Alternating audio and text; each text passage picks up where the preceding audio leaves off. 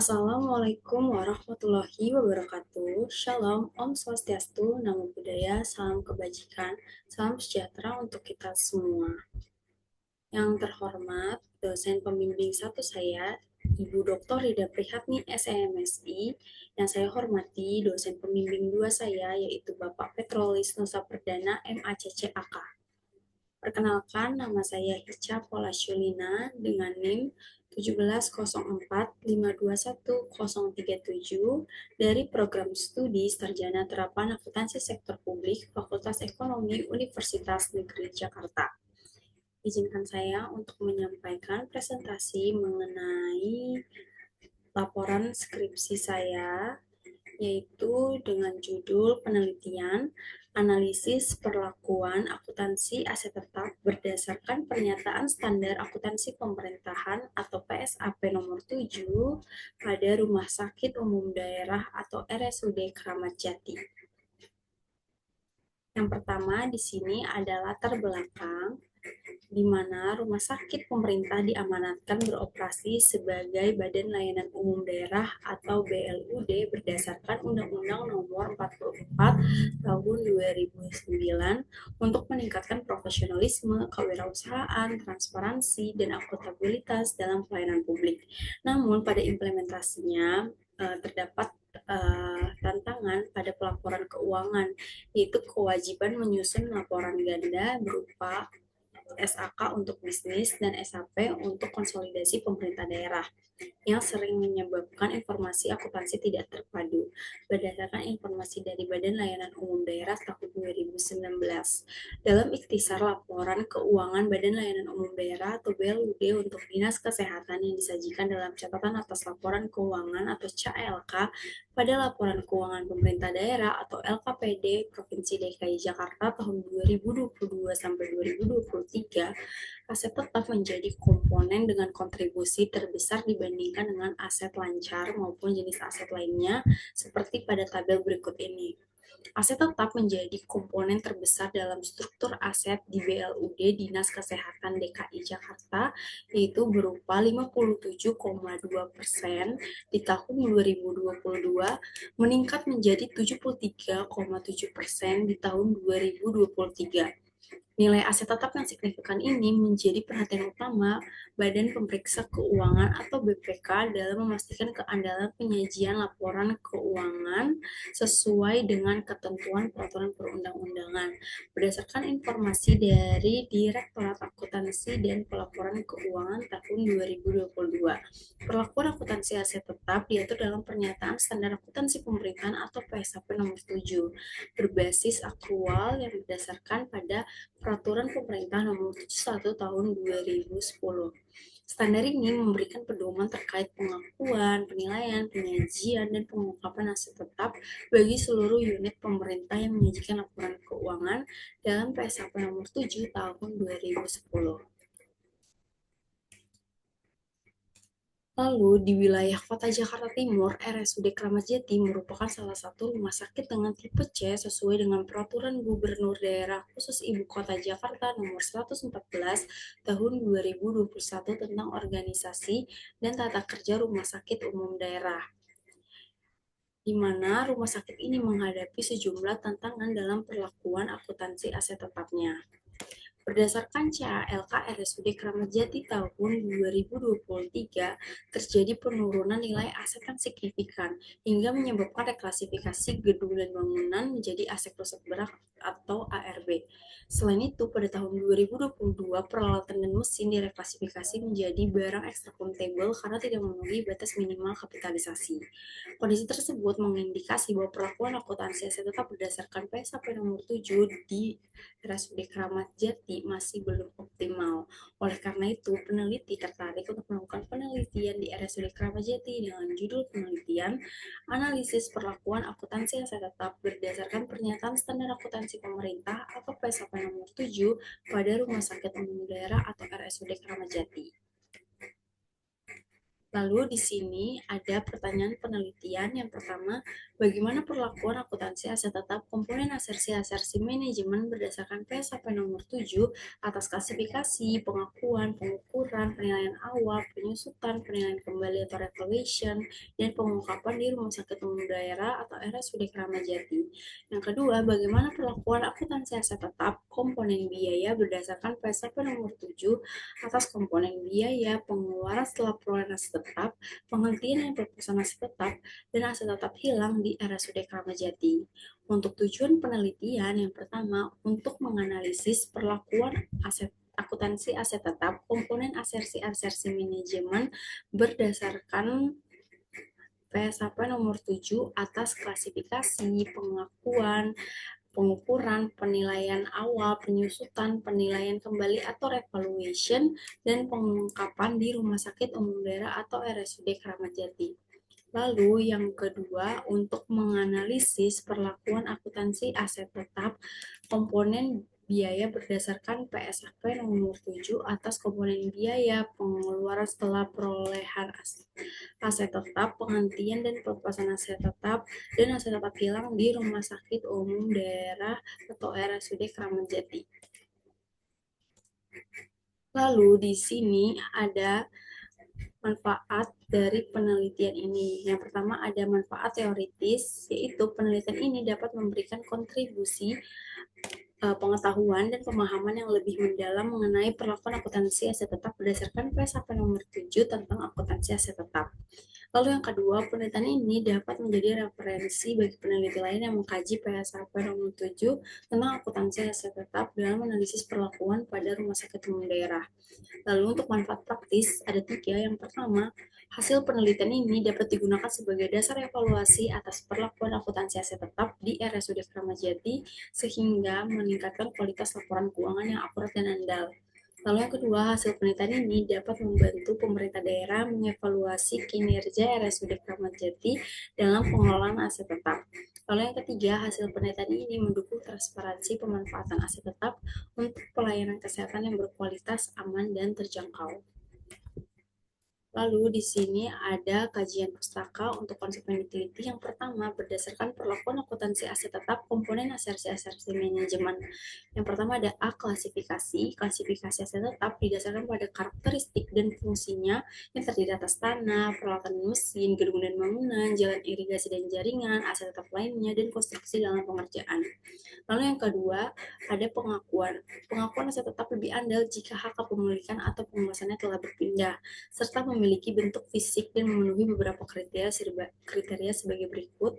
Yang pertama, mempunyai masa manfaat lebih dari 12 bulan, biaya perolehan aset dapat diukur secara andal, tidak dimaksudkan untuk dijual dalam operasi normal entitas, dan diperoleh atau dibangun dengan maksud untuk digunakan.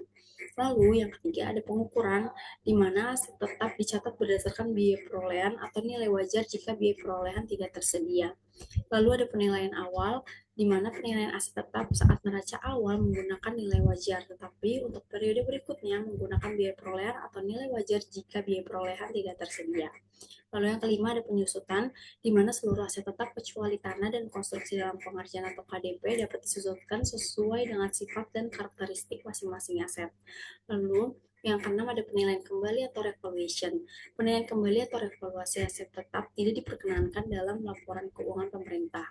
Lalu yang ketujuh ada pengungkapan, di mana laporan keuangan harus mengungkapkan informasi dari setiap jenis aset tetap, meliputi dasar penilaian, rekonsiliasi, nilai tercatat awal dan akhir periode, termasuk penambahan, pelepasan, dan mutasi aset tetap, serta rincian penyusutan seperti nilai, metode, masa manfaat, dan akumulasi penyusutan. Lalu, yang kedua, ada perlakuan akuntansi aset tetap komponen biaya. Yang pertama ada komponen biaya, di mana biaya perolehan aset tetap dapat mencakup harga beli atau biaya konstruksi, biaya impor, serta seluruh biaya langsung yang diperlukan untuk menyiapkan aset tetap agar siap digunakan sesuai dengan tujuannya. Lalu yang kedua, pengeluaran setelah perolehan aset tetap, di mana biaya tambahan setelah perolehan awal yang memperpanjang masa manfaat atau meningkatkan kinerja aset tetap harus ditambahkan ke nilai tercatatnya. Lalu ada yang ketiga, aset tetap hilang, di mana suatu aset harus dihapus dari neraca saat dilepaskan atau tidak lagi memberikan manfaat ekonomi di masa depan. Lalu yang keempat ada penghentian dan pengelepasan aset tetap, di mana aset tetap yang dihentikan atau dilepas harus dihapus dari neraca dan dicantumkan dalam catatan atas laporan keuangan atau CALK.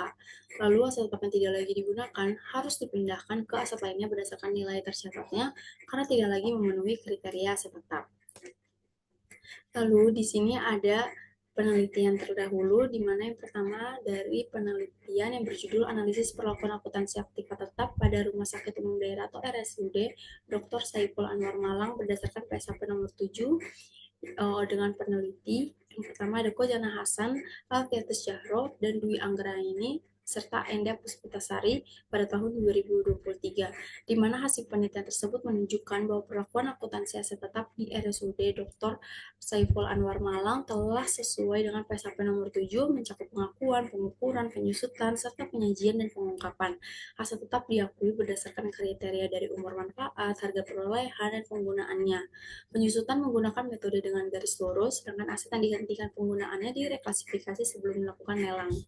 Lalu yang penelitian kedua berjudul Analisis Perlakuan Akuntansi Aset Tetap berdasarkan PSAP nomor 7 pada Dinas Kesehatan Kota Tegal dengan peneliti yaitu Wahyu Laitul Hidayah, Riri Sri Harjanti, dan Fitri Amalia pada tahun 2023, di mana hasil penelitian menunjukkan bahwa perlakuan akuntansi aset tetap pada Dinas Kesehatan Kota Tegal berdasarkan PSAP nomor 7 belum sepenuhnya diterapkan karena komponen penghentian, pelepasan, dan pengungkapan aset tetap tidak sesuai dengan ketentuan dari PSAP nomor 7.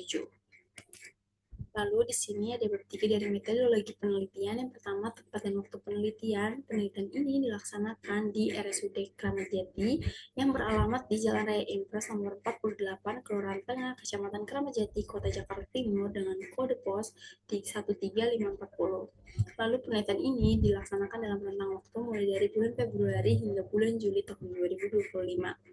Lalu di sini ada desain penelitian, di mana desain penelitian yang digunakan pada penelitian ini adalah penelitian kualitatif dengan pendekatan deskriptif untuk memperoleh pemahaman yang lebih mendalam mengenai objek penelitian. Lalu penelitian ini menggunakan pendekatan dari studi kasus untuk memahami penerapan dari PSAP nomor 7 di RSUD Kramat Jati. Pengumpulan data dilakukan secara langsung untuk menilai perlakuan aset tetap dan kesesuaian praktiknya dengan standar yang berlaku. Lalu di sini ada sumber data, di mana penelitian ini menggunakan dua jenis sumber data, yaitu data primer dan data sekunder. Data primer diperoleh melalui wawancara dengan pengelola barang milik negara atau BMN, serta pengelola data keuangan dari RSUD Kramat Jati.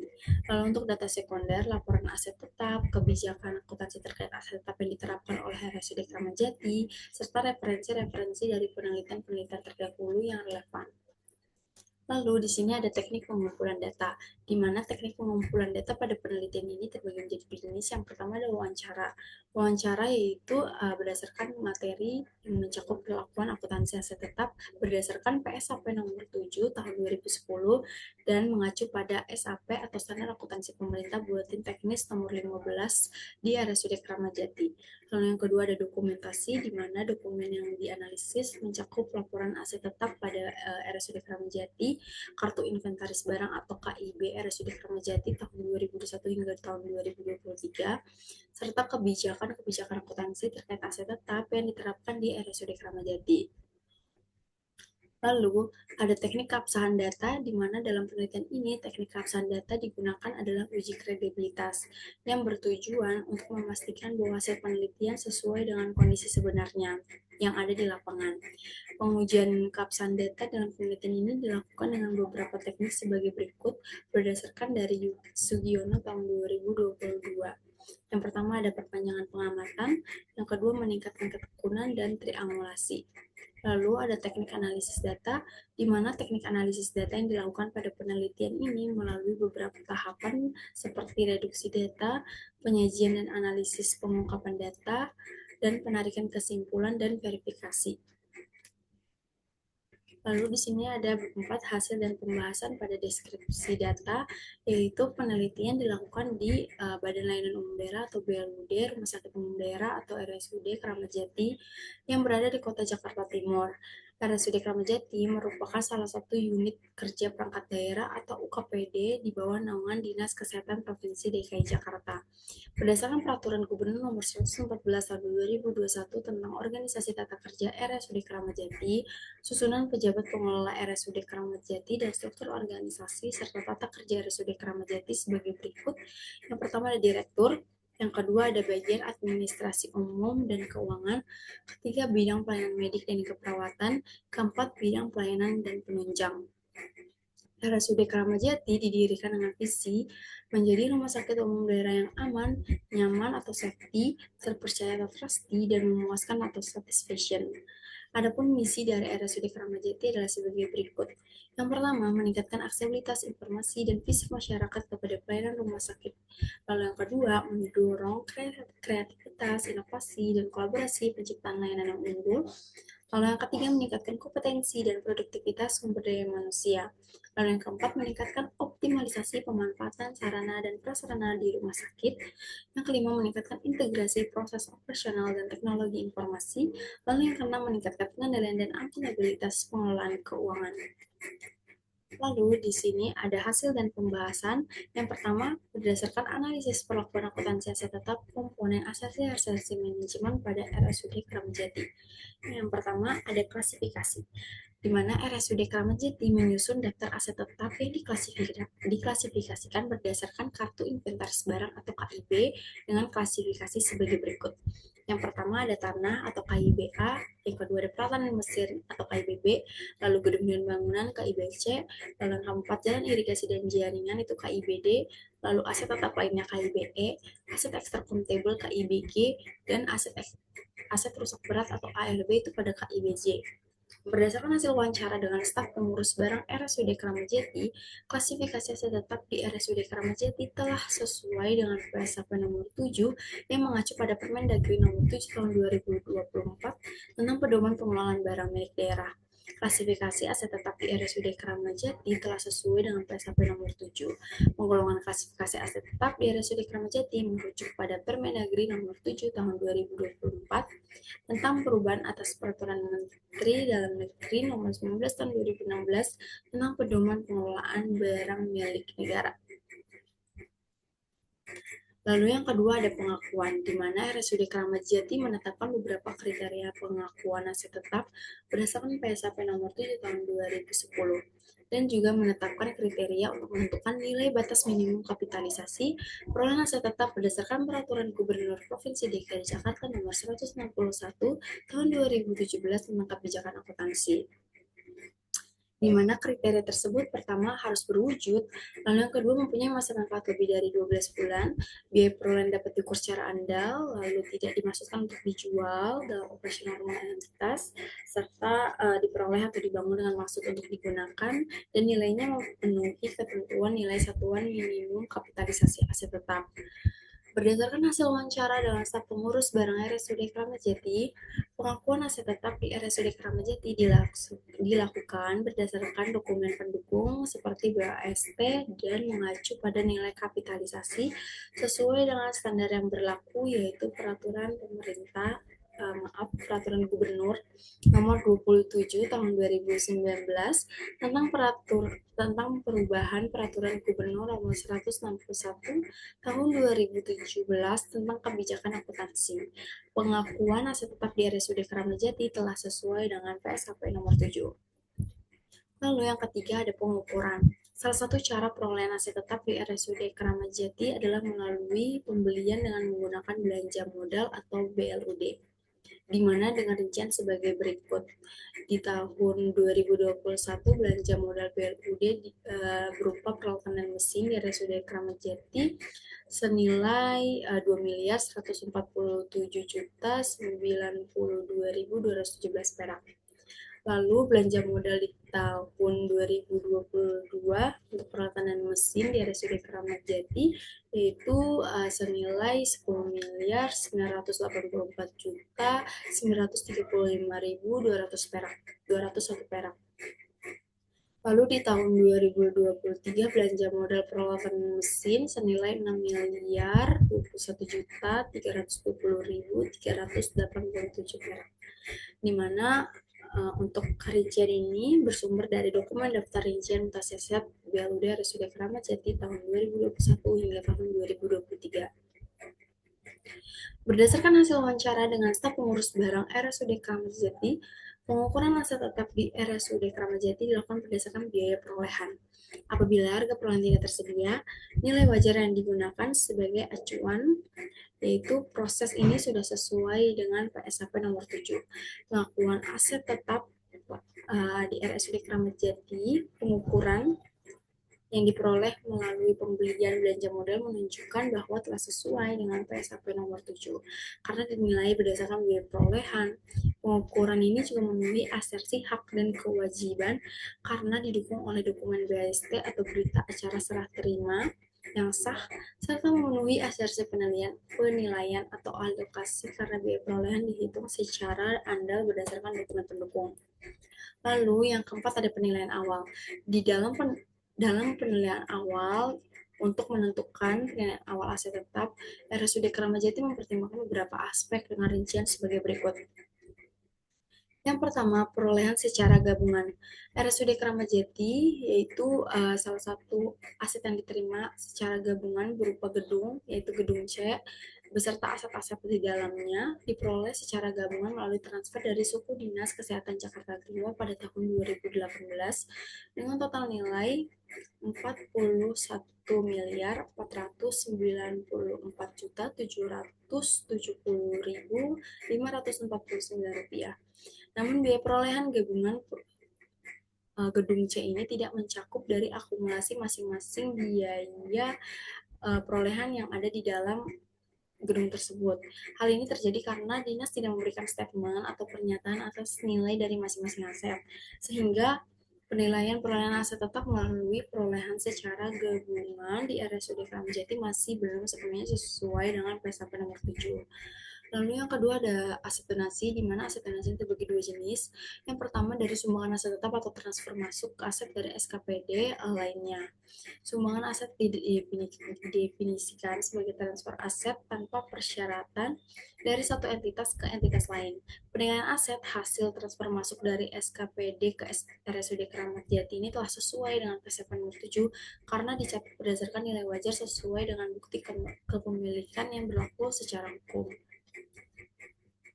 Lalu yang kedua jenisnya ada donasi atau hibah, di mana harga perolehan aset tetap RSUD Keramat Jati yang diperoleh melalui hibah atau donasi dicatat sebesar harga perolehannya. Hibah atau donasi diperoleh dari penyedia barang yang berasal dari luar Provinsi DKI Jakarta, perusahaan swasta, dan bonus saat melakukan pengadaan suatu barang atau aset.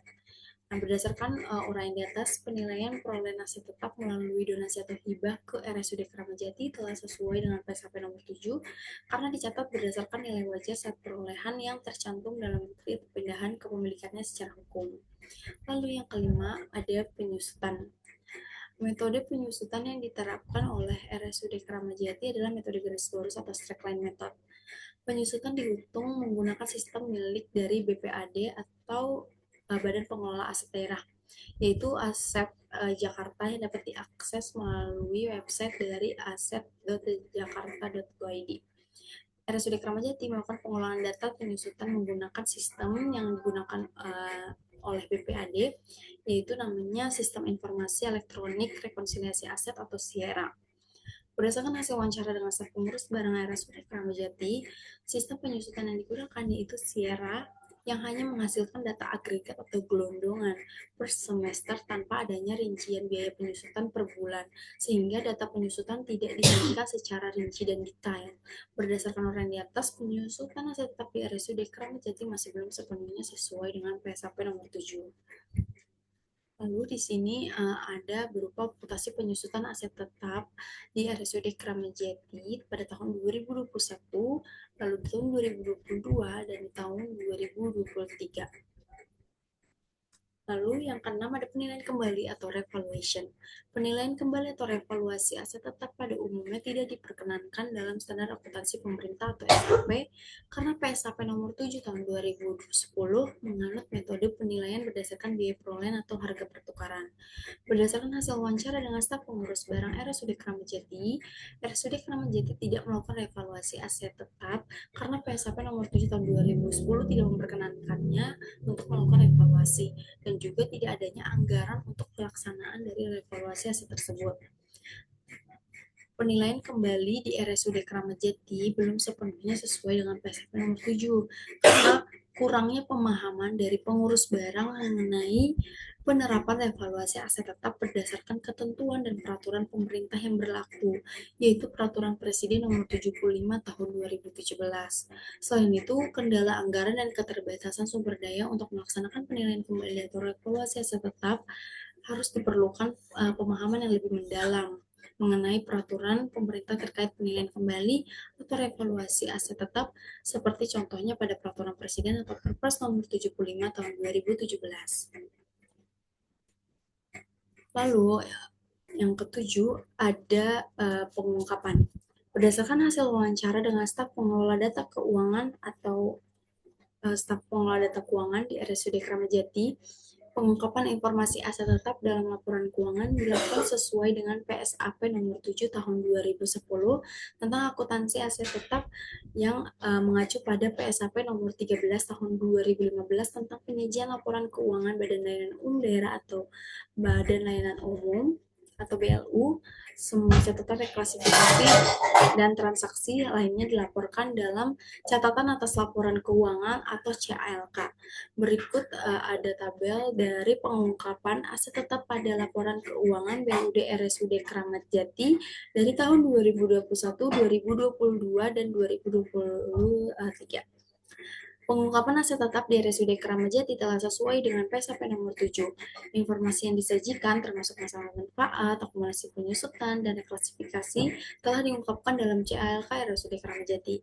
Pengungkapan aset tetap pada RSUD Kramat Jati telah memenuhi beberapa asersi seperti asersi penyajian dan pengungkapan karena seluruh informasi terkait aset tetap telah disajikan sesuai dengan standar akuntansi pemerintahan dalam CALK dan asersi penilaian atau alokasi karena nilai aset tetap yang diungkapkan dalam CALK dihitung sesuai dengan metode yang diatur dalam PSAP nomor 7. Lalu di sini ada hasil dan pembahasan untuk analisis perlakuan akuntansi aset tetap komponen biaya pada Badan Layanan Umum Daerah atau BLUD RSUD Kramat Jati. Yang pertama ada komponen biaya. Berdasarkan hasil wawancara dengan staf pengurus barang, RSUD Kramat Jati mencatat komponen biaya perolehan asetnya dalam BAST seperti harga pembelian, PPN, biaya servis, dan biaya tambahan lainnya untuk peralatan mesin. Untuk tanah, biaya mencakup pengeluaran terkait transfer hak dari Suku Dinas Kesehatan Jakarta Timur. Namun karena tanah berasal dari Puskesmas Kecamatan Kramat Jati, dokumen yang tersedia hanya berupa sertifikat hak pakai atau SHP. Komponen biaya tetap di RSUD Kramat Jati belum sepenuhnya sesuai dengan PSAP nomor 7 karena pada aset hasil dari transfer yang masuk seperti gedung C tidak disertai dengan rincian biaya perolehan dari setiap asetnya. Lalu yang kedua, ada pengeluaran setelah perolehan aset tetap.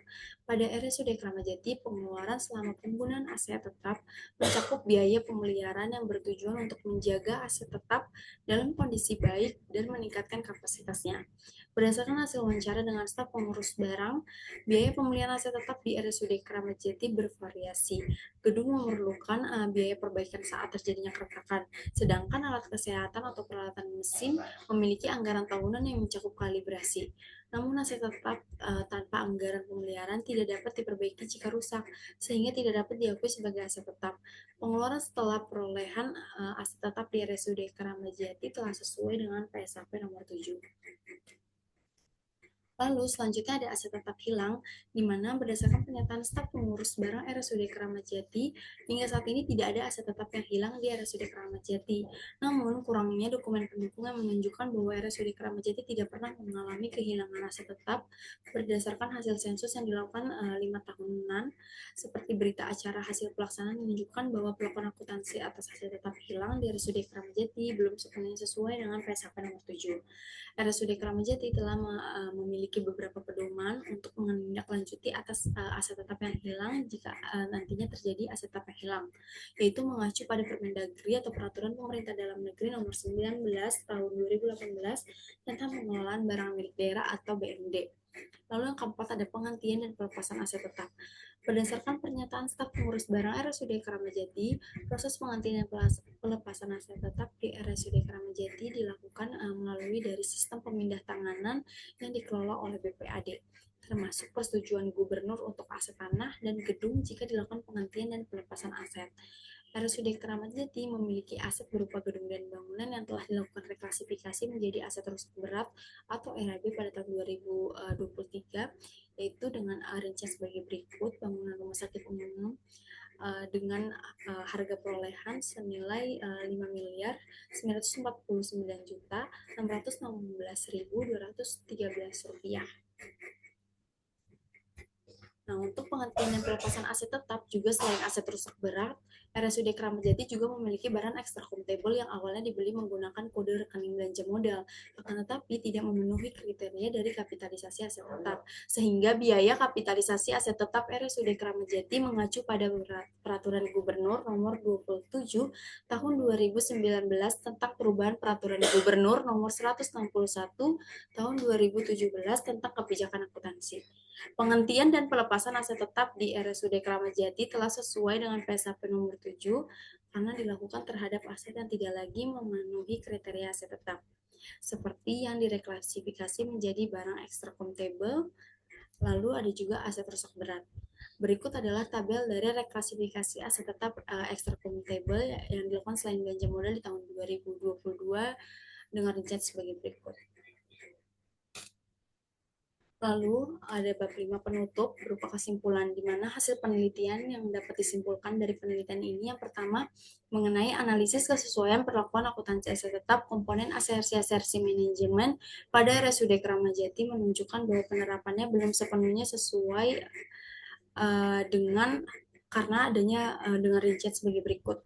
Yang pertama ada klasifikasi, di mana klasifikasi aset tetap di RSUD Keramat Jati telah sesuai dengan PSAP nomor 7 dan juga mengacu pada Permendagri nomor 7 tahun 2024 dengan pengelompokan seperti tanah di KIBA, lalu ada peralatan mesin KIBB, gedung dan bangunan di KIBC, jalan dan irigasi dan jaringan di KIBD, aset tetap lainnya ada di KIBE, lalu aset ekstra akuntabel di KIBG, dan aset rusak berat di KIBJ.